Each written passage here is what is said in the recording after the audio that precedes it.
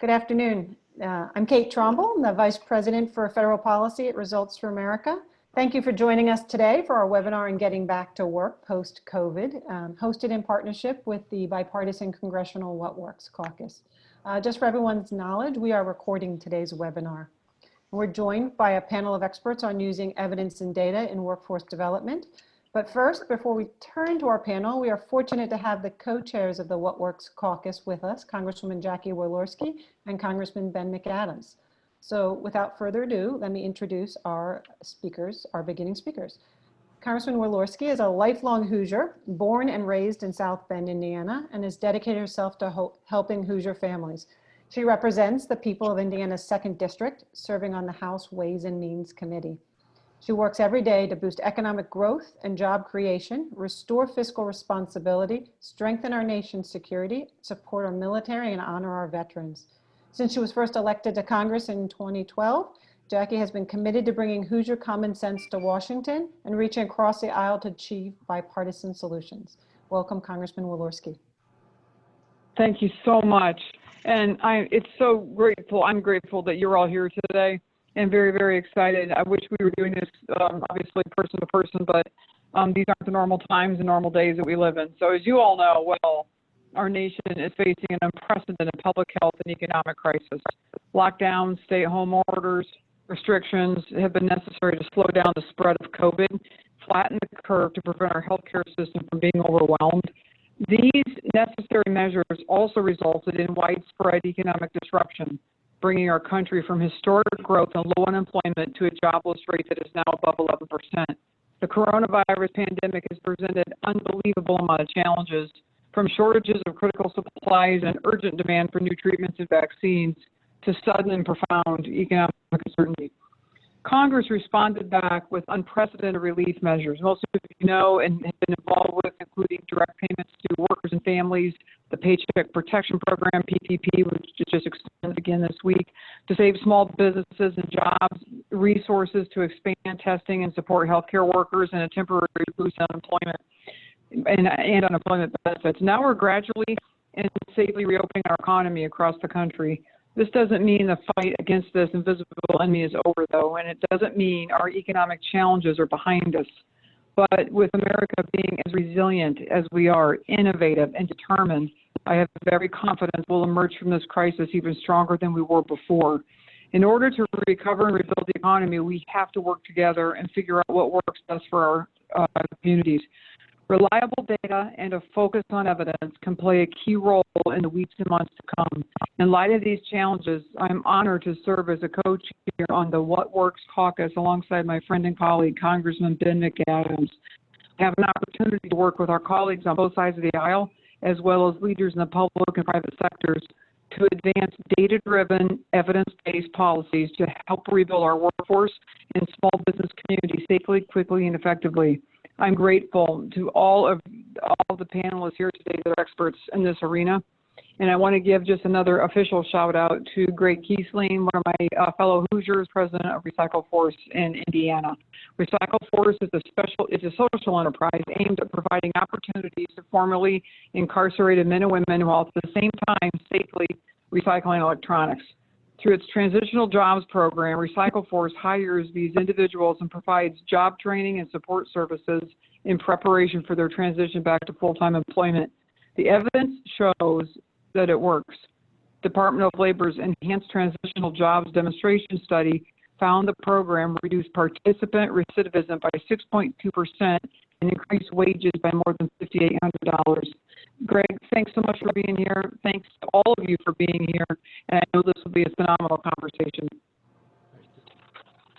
Thank you, Congresswoman. Now I want to turn to our second co-chair of the What Works Caucus. Congressman Ben McAdams is a 7th-generation Utahn who was raised in a family of 8. He was the twice elected mayor of Salt Lake County and a former Utah state senator. As mayor, he brought Republicans and Democrats together to get things done, like addressing homelessness, forming partnerships with the private sector to create jobs and improve education, and managing a balanced budget. Congressman McAdams serves on the House Financial Services Committee, on the House Science, Space, and Technology Committee, and we are glad to have him here. Congressman McAdams.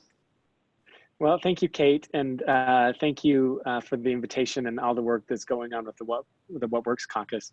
And thank you to our panelists today for your work on this conversation. We hope to learn so much from you as we talk about getting back to work. So it's great to hear from my friend, Representative Jackie Walorski, and I hope that we can get back to a place where we can hold in-person briefings again soon as well.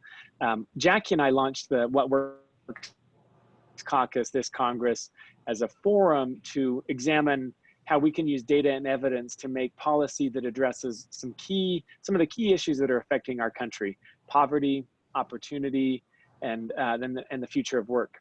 So it's an unfortunate reality that that the COVID pandemic has made that work all the more important, as we've seen record unemployment levels, and small businesses across the country have been put at huge distress. And so it really, our conversation isn't new, but the pandemic, new with the pandemic, but the pandemic certainly has accelerated the need for this conversation. And so we're glad that that bright minds are working to help guide us and help us to identify those policies that can move us forward.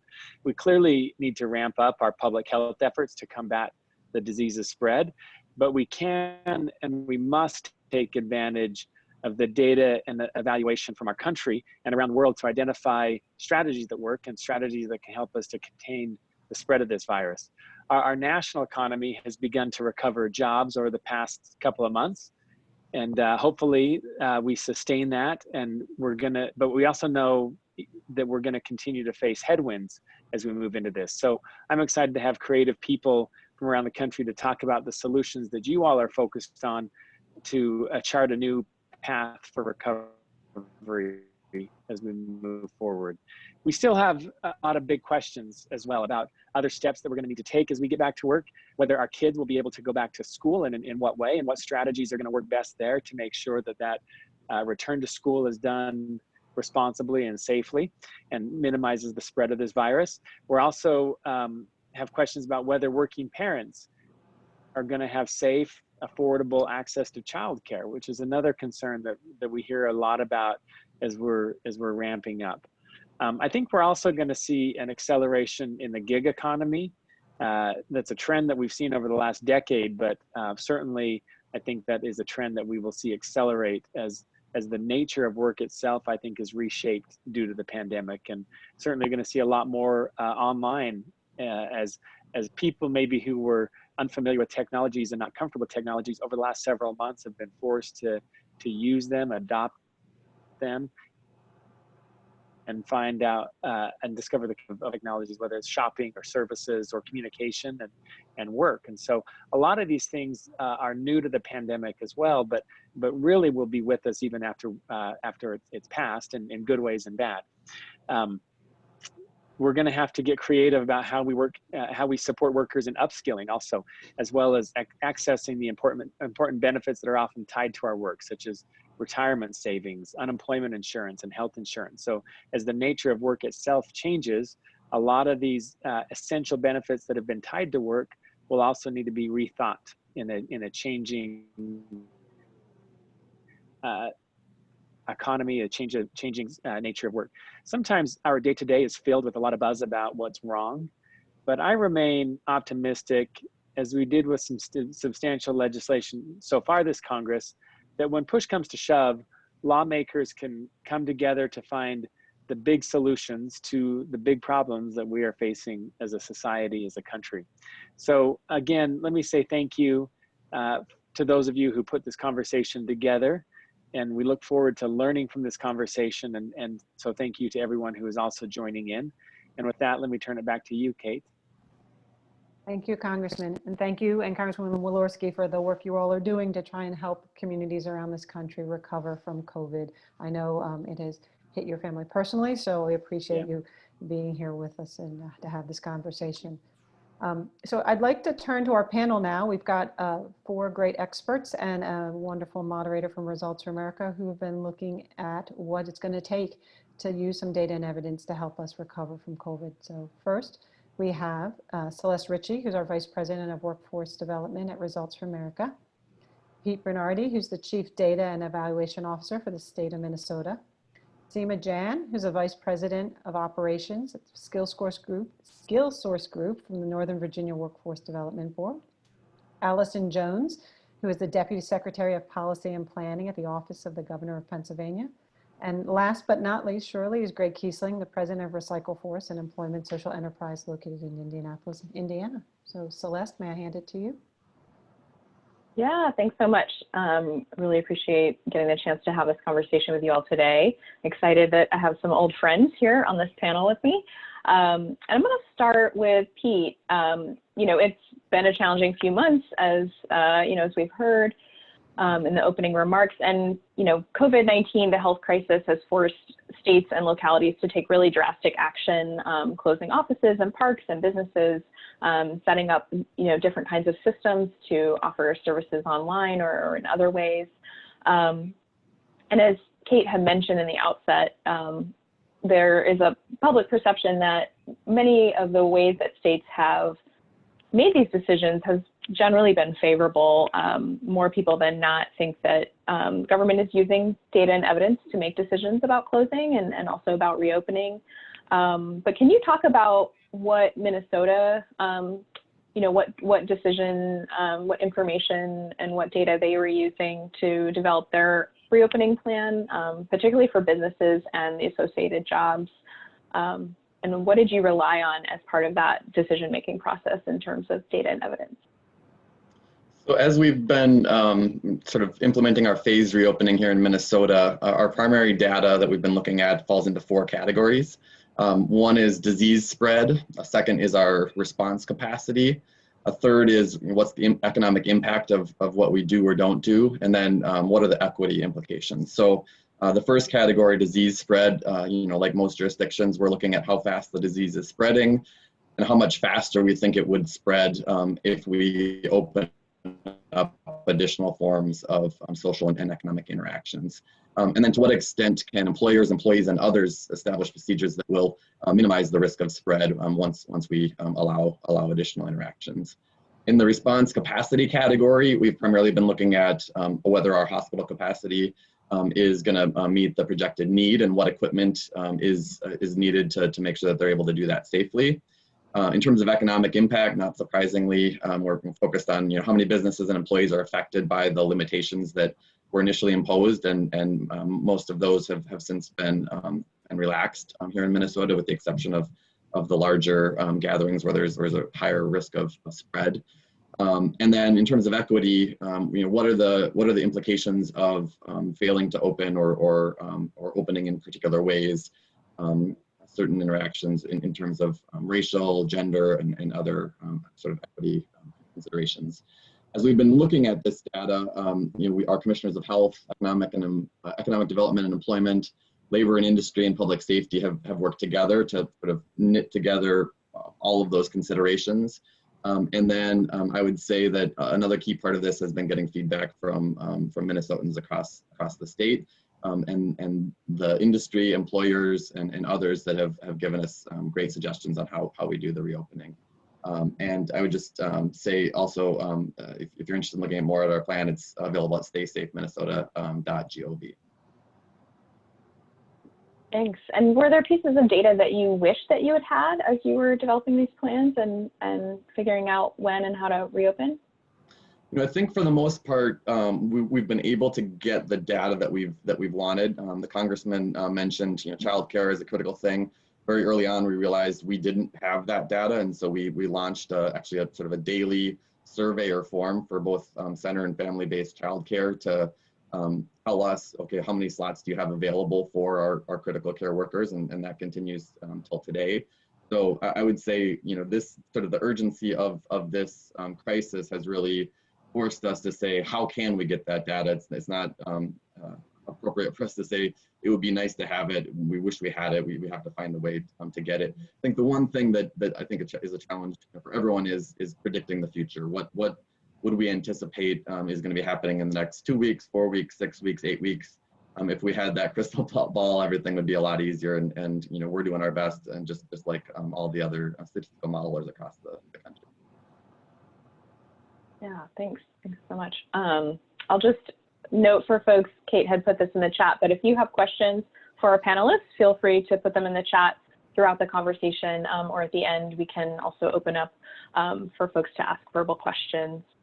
So just feel free to pop them in and we can ask them as the panel goes along, or we can circle back at the end. So thanks so much. I'll turn now to Allison. Allison, you and I have been able to work together over the past almost year now in the RFA State and Local Workforce Fellowship Program.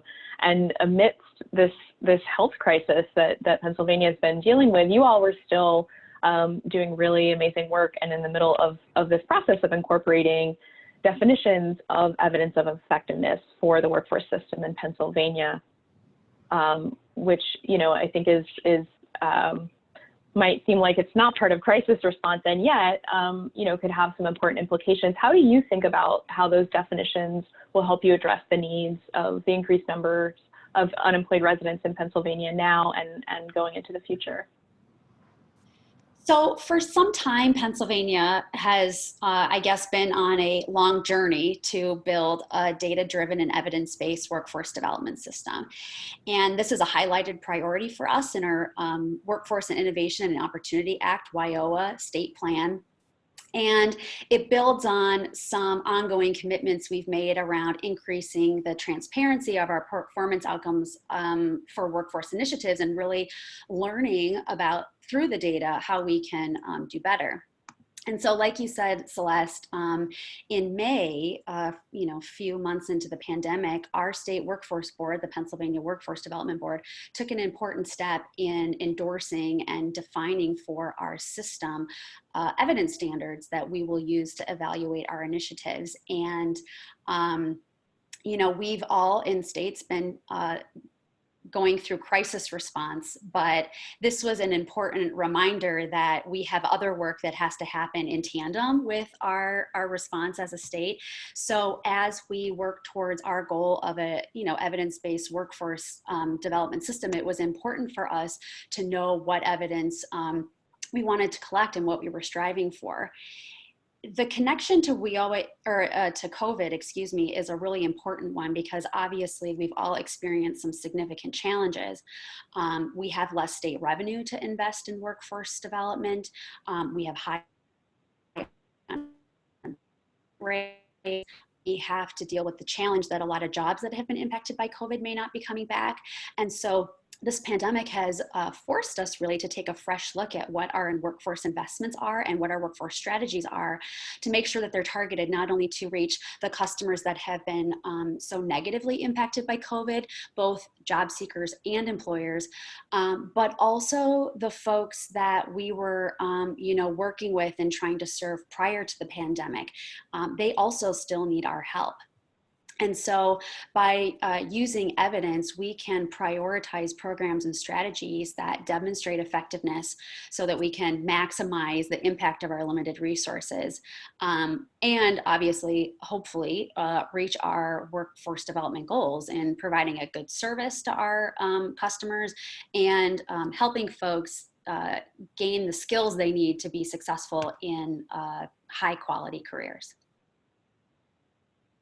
Yeah, that makes a lot of sense. And how do you see kind of the next step? What's the next step coming down the pipeline in terms of leveraging these definitions of evidence? So as I mentioned, you know, we did a lot of this work through our Workforce Development Board.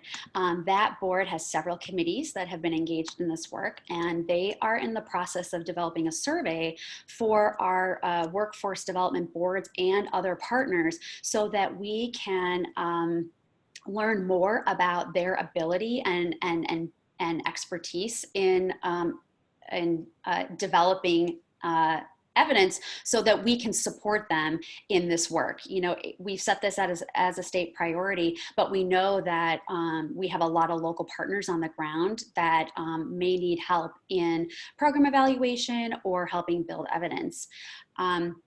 We also intend to incorporate this evidence standard into the grants that we put out, both in what we expect from the competitive grant proposals that come in, but also as we evaluate applications to make sure that this policy is incorporated into our funding strategy as well. Wonderful. Yeah, I'm excited to see what we learn and what questions and how we can better support this work across Pennsylvania. So that's really exciting. Thanks so much. I'll turn to you now, Seema. So we all know the unemployment rate is at an all-time high with about 40 million people filing for unemployment. But for populations that experience kind of the most systemic oppression, you know, including young people who are not working and not in school, the situation is more precarious. And so for a population like Opportunity Youth, can you share a little bit about how Northern Virginia is, you know, using evidence and data to help this population of young folks find employment, both before COVID and now? Sure. So before COVID, our board was very interested in pay for performance contracting that under WIOA was now allowable and would allow us to actually tie our contracts through outcome strategies and not just cost reimbursement.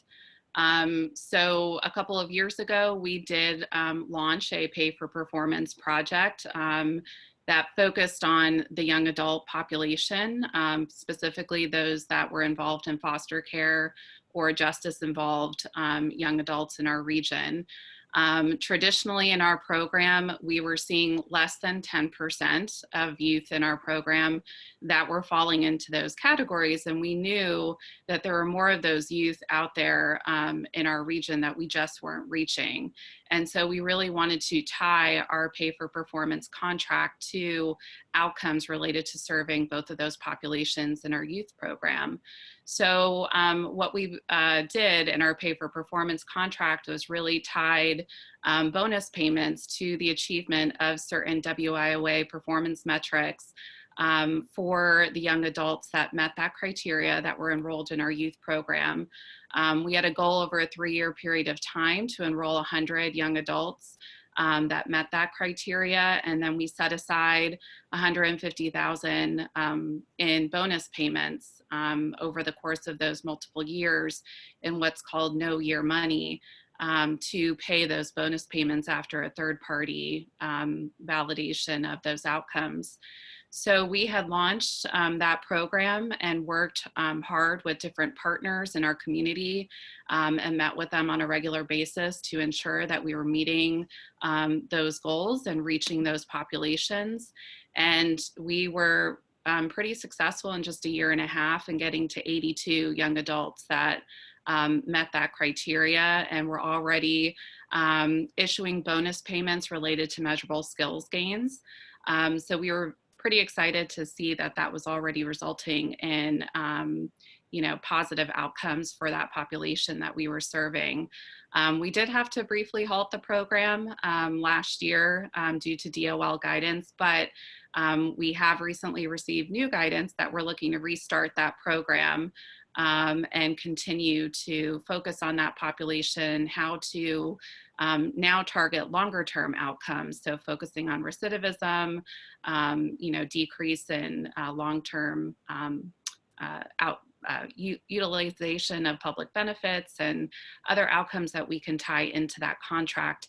And then looking at how we can tie other pay for performance strategies into other WIOA contracts that we have as well. So obviously now with COVID-19, that has changed a lot of things in terms of our service delivery, of how we're delivering services, not only in our youth program, but in all of our WIOA programs.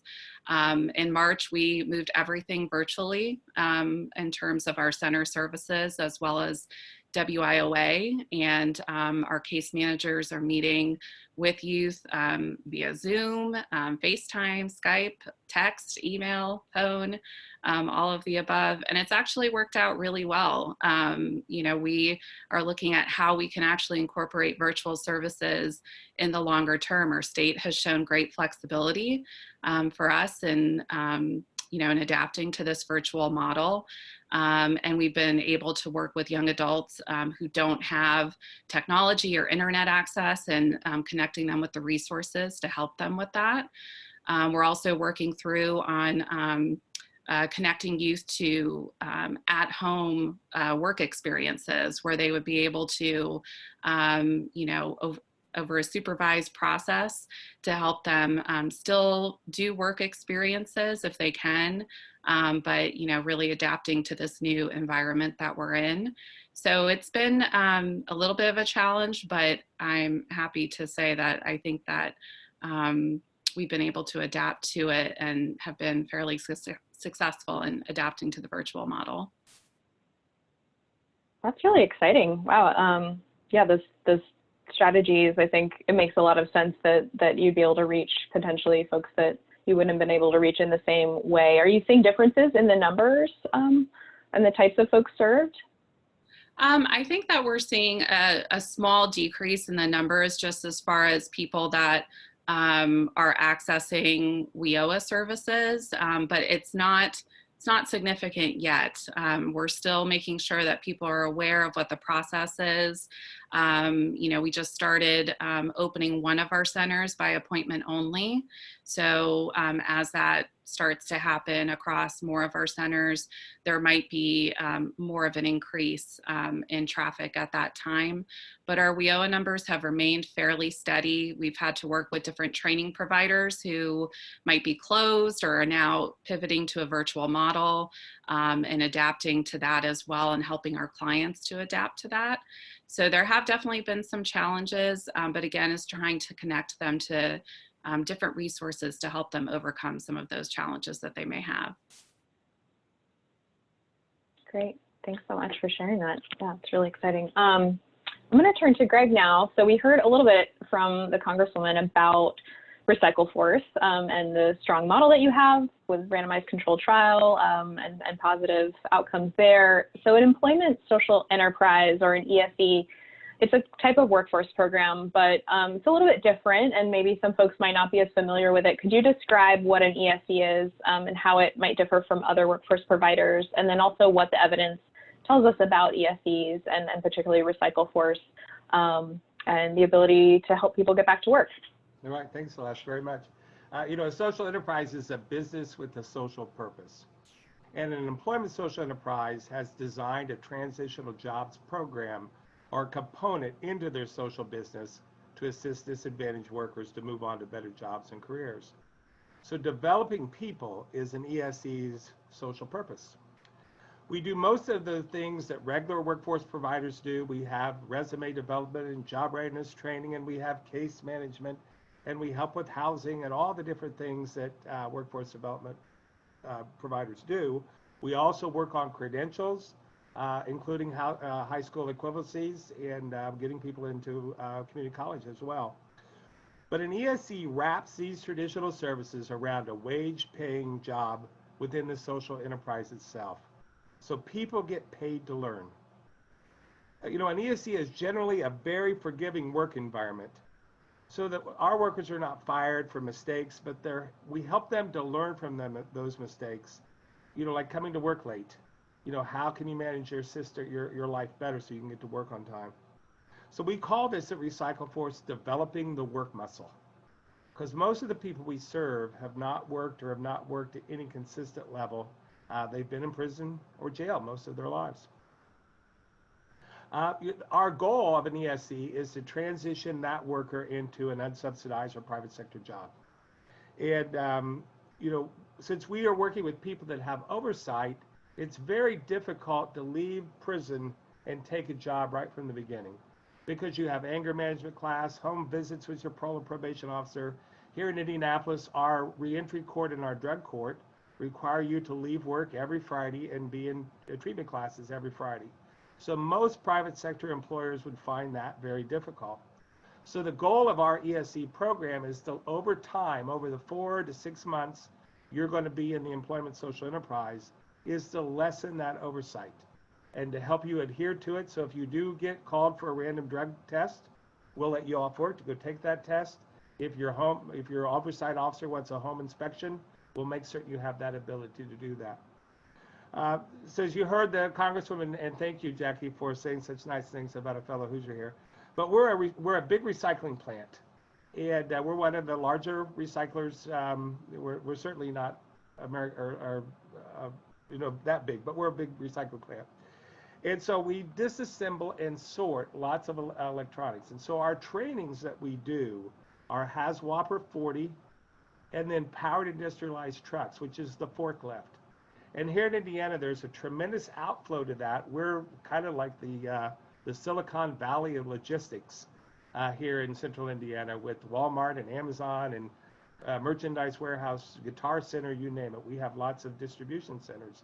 And that's become one of our best hires of our population because they're not just getting the training, they're having to show they can operate that walk-behind forklift, or that they can show they can handle hazardous materials like mercury and lead for 400 to 600 hours of actual real work. So it allows employers to pull these individuals after they had a long work history. And so we call it ABC, any job, better job, and then eventually the career. And so that's a little bit of an oversight. And of course, we've been in the big random control trial that USDOL launched called the Enhanced Transitional Jobs Demonstration. And I think the reason that we're able to have these impacts is that we can take people back if they make a mistake.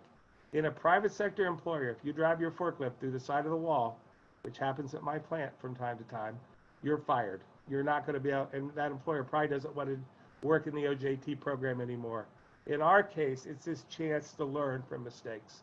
So I think that's the key benefit that an ESC can provide to really hard to serve populations. I think it's important to note in the study, the more disadvantaged the population, the higher risk the individual was of committing new crimes, the bigger the impact. And we targeted high-risk people. People have been in prison for 10 and 20 years who had done some pretty significant crime. But we think that that's a key part of this, of picking the right population to have the biggest impact. Great, yeah, thanks for sharing that. And do you see any of your operations shifting due to COVID? Or how can RecycleForce and other ESCs have a role in COVID recovery? Well, certainly one of the, this HAZWOPER 40, which is handling hazardous material. There's a tremendous amount of crossover between lead and mercury to a virus. Every single worker learns on day one how to wear PPE, how to work safely, how to wear respiratory units if we get into those areas. So in a way, it's been a blessing for us. We have been able to move workers out into community cleanup projects. We've been able to move them into logistics operations where they already know how to work wearing, a shield and the face mask. So in a way, we've probably never had a bigger, more powerful time because the training we do has a tremendous amount of crossover. It's safety training. We do a lot of OSHA and RCRA training. That's a big part of our work to learn how to work safely. And, especially now in COVID, it's very critical that workers know how to wear the PPE and know when they can take it off, when they can't take it off. And that's what they learn to do with us for 400 to 600 hours before they move on. Wow, yeah, I had not thought of that. That makes a lot of sense. Probably opens up a lot of opportunities given how needs are shifting due to COVID. So that's an exciting component. I'm going to shift back to Pete, and we were just talking a little bit about evaluation with RecycleForce, but I know that there hasn't been a lot of time for reflection and evaluation, in real time because decisions have had to be made so quickly. But how do you think about the possibility of evaluating or kind of drawing out lessons from this experience to inform future pandemics or similar situations? Yeah, you're absolutely right. I mean, it has been moving so fast, and it's hard to make time. I think we actually have sort of prioritized doing that. We've adopted a bit of a developmental evaluation approach, which for those who maybe aren't deep in the trenches of evaluation, it's all about figuring out what's the real-time information that people need and then sort of setting up the pipes to have that information flow. So to just give an example, we've been doing pulse surveys with each of our sort of key work streams to make sure that we're plugged into challenges and issues and concerns that are emerging from each of those work groups. And then, do the survey Tuesday, by end of the day Wednesday, have the leaders of the work groups, as well as key people in the governor's office and other leaders, seeing, okay, what does it look like? How has it trended over time? Are there issues that we need to be quickly responding to? So that's sort of, helped us with everything from, how do we, manage the PPE in our warehouse, to, how do we organize ourselves and collaborate across different work streams. So that's how we've approached it in real time. We haven't taken the time to think through how do we really sort of document and then end up sharing out, the sort of collective learnings. We've been focused on, generating them for use, but we will inevitably shift our attention to that once we have a little more time to breathe. Great, thanks so much. Seema, thinking about how you all are, some of the longer term projects that you've had going, like the pay for performance contract that you mentioned, but also this, the data trust work that Virginia has been up to. So we know that you all just rolled out a new referral portal, which is kind of backed up by some pretty intensive linked data across multiple agencies. Could you tell folks what is this project and how might it help unemployed Virginians or Virginians looking to upskill, and how could other states think about replicating something like this? Sure. So the state actually just launched this platform that all of these different agencies, state agencies, are part of, all of the local workforce boards in Virginia, as well as the State Department of Social Service agencies, the Virginia Employment Commission, our vocational rehabilitation agencies. And what the intent of the platform is to refer individuals to the different programs that they may need to assist them in, their journey along their career pathway, and helping them to take advantage of other services that they may need.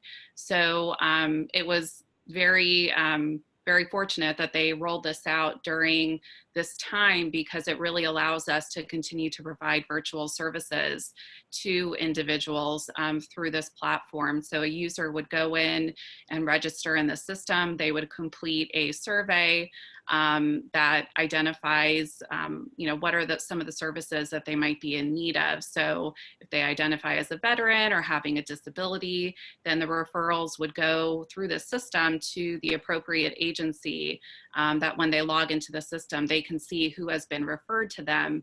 And it's a great way for our agencies to be able to work together to see some of the common clients that we're all serving and how we're best serving all of them.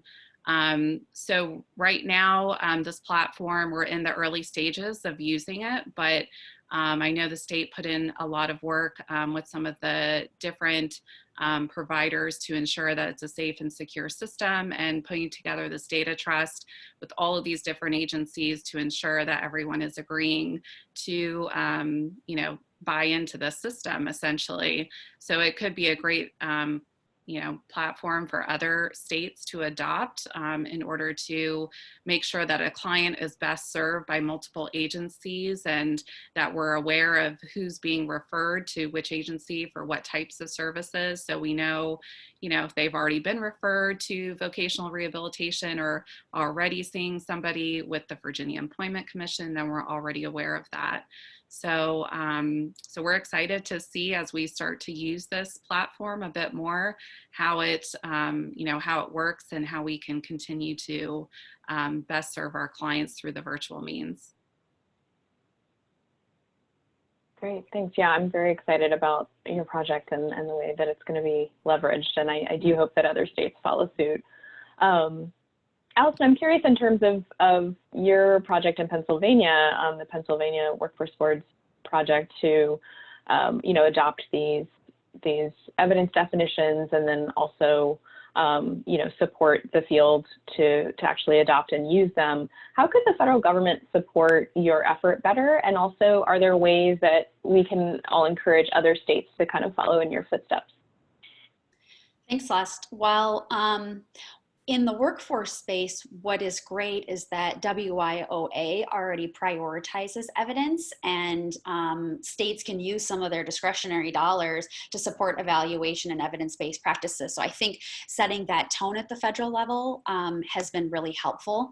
And obviously organizations like RFA have helped us identify and elevate best practices and evidence across states. And even as we've been doing our work in Pennsylvania, we've learned from our peers like Minnesota and Colorado and Virginia and other states.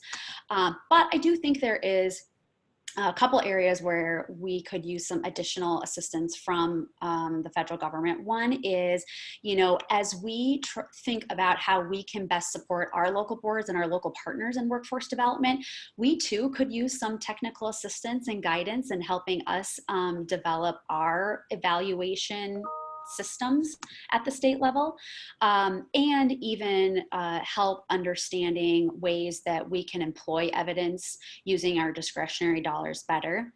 I also think a lot of this is cultural change.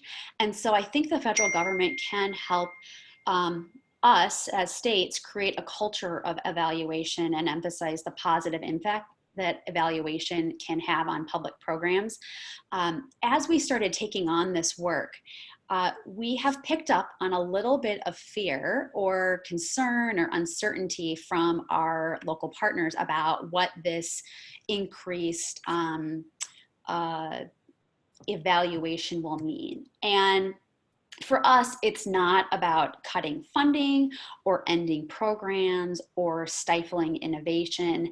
It's really about creating a culture and about the value and positive impact of evaluation on the public sector and the work that we do. But it's also being willing to change what you're doing if you find out through evaluation that the evidence suggests that something isn't really working out the way you planned or hoped. And I think that accepting that can be a little bit hard in the public sector because we are fiduciary stewards of taxpayer dollars. We take that responsibility really seriously. And, if something goes bad in government, sometimes there's a newspaper story about it, or there's a lot of scrutiny, and that's a good thing. But I also think we have to accept that some things just don't work out the way we expect. And, I think accepting that maybe that's okay, because in reality, that helps us shift our efforts and create a new opportunity to shift into work that is either proven success or we see the potential, and it kind of creates this iterative process of continuous improvement within the system. And I think that's really exciting work. Just wanted to put that out there as one of our ongoing challenges. We take on evaluation. Sometimes we find out that what we're doing is there's room for improvement. Sure.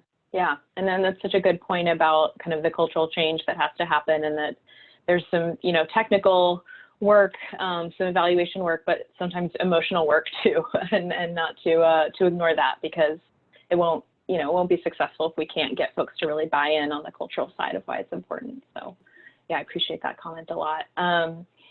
Gregg, I want to ask you now, there's a lot of focus on getting folks back to work, and you mentioned, the ABC track, but we know that really improving lives would require not just any job, but a quality job.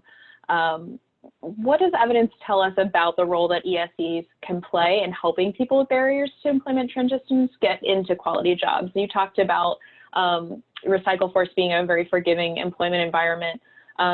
What does that look like as you start to transition from A to B to C outside of what you've already mentioned? I heard a great line the other day that sometimes our perception, meaning those of us in workforce development's idea of a quality job, is not what the clients we're serving's perception of a quality job is. So I think that's one thing that we're all on panels nationwide. We're wanting to pull the labor force up to the highest levels that we can. But for many of the people that we serve, to be able to get into the logistics field, to get into the waste management fields, they can pay livable wages. I mean, we've had a significant change in our wage structure here in Indiana, pre-COVID, but even continuing on now beyond COVID. where the old $10 an hour employee is now $17 and $18. And we're learning how to make these stair steps. So I think that we have to help our clients see that you don't just move from never having a job in your life to bingo, making these big livable wages and having a wonderful life, a stable life. It is steps. And I think that that's the key thing that we're doing. We're helping people take these steps into the private sector, fail, because you come back to the social enterprise most of the time if you get laid off or you make a mistake or life happens, as we say. So I think that's the key part of us is, here in Indiana, we're an industrial state. And we still have a lot of work to do, that is considered the old economy, I suppose. Manufacturing, moving logistics.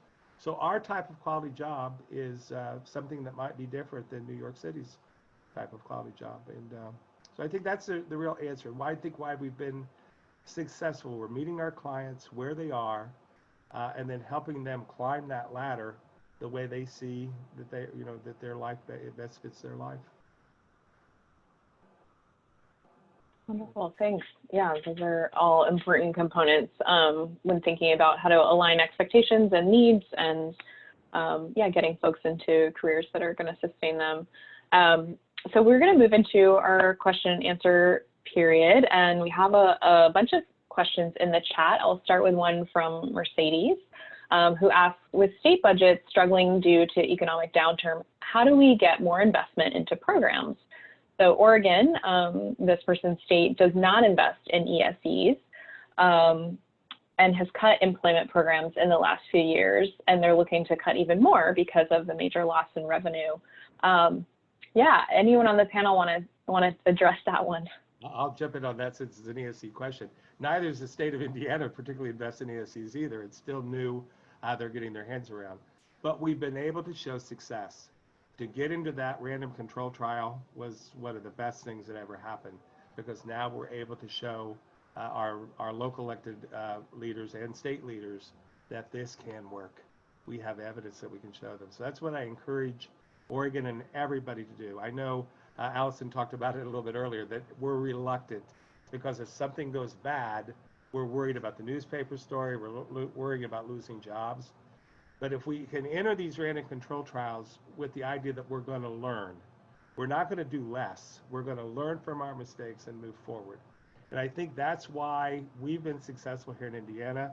We've been able to get discretionary grants directly from DOL, so I encourage people to look at doing that as well. But I think that's the real answer. We have our first subsidized employment program here in the city of Indianapolis around a homeless population that we're involved with. And that comes as a direct result of the ETJD. We have the governor for the first time talks about transitional jobs. In fact, the governor used our ABC the other day in one of his talks. So I think that if we approach these control studies, random control studies, without fear, dive into them, and know that we're not going to have perfect results, but we are going to learn from the mistakes we make. And that's how we can get our elected officials and really the wider public to take more risk, because we're in a study. We're trying to learn. We're not trying to come up with the perfect solution. We're taking steps along the continuum to make things better. Yeah, that makes a lot of sense. Any other folks want to add in from the state perspective, maybe? I was just going to kind of build on something that Pete said when he was talking about the data that Minnesota pulled to help inform their COVID response.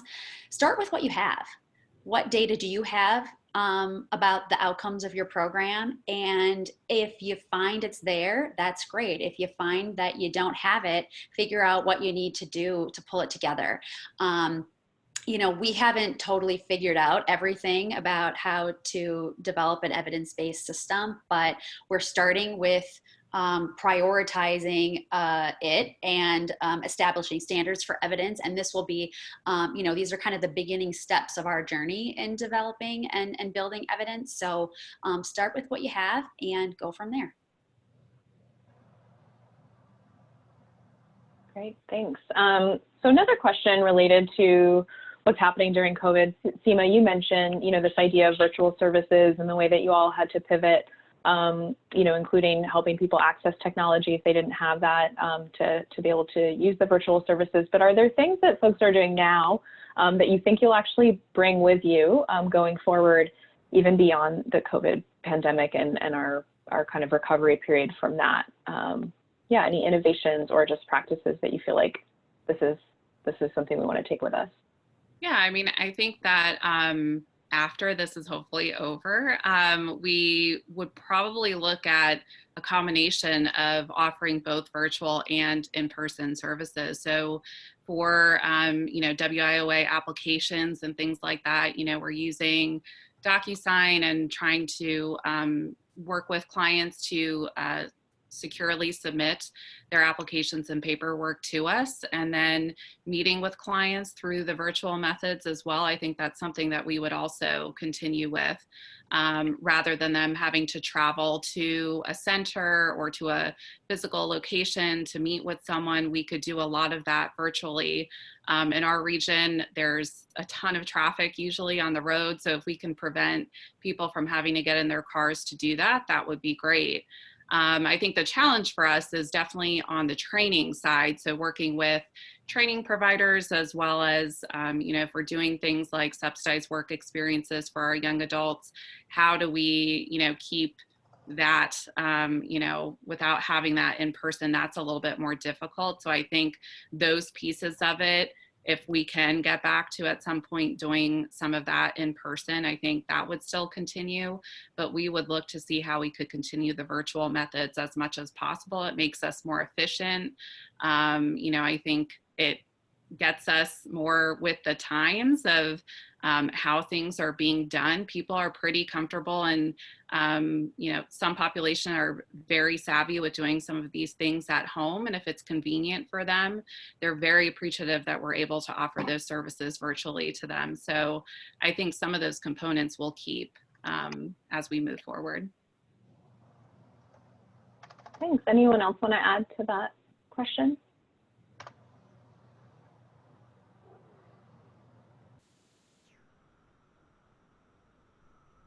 And I see that, Greg, thanks for answering in the chat Martin's question.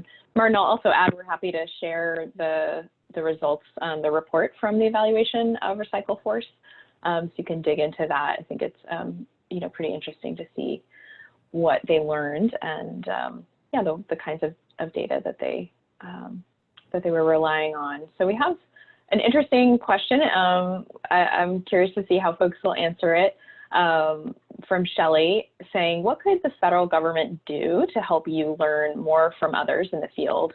And what does it do that makes it actually hard to work in this continuous learning and improvement way?